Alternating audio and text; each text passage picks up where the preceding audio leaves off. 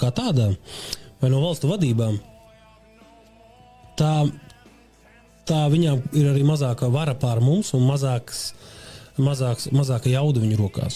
Mazāka vara viņu pašu rokās. Ja? Nu, teiksim, dotajā brīdī, kas tad ir tie varas kausi, ar kuriem var stūrēt? Nu, viens no varas kausiem, ar kuriem var stūrēt un manipulēt, tā ir enerģija. Nu, tas ir liels varas kauss. Ja? Tātad visa nafta, gāze, visas šīs industrijas, tās ir anormālas industrijas, no kuras mums viņas visiem pagaidām vēl ir vajadzīgas. Ja? Nu, mums visiem vajag vēl dīzelīti, ar ko rulēt. Ja? Mums visiem vajag elektrību, kas nāk pa vadiem.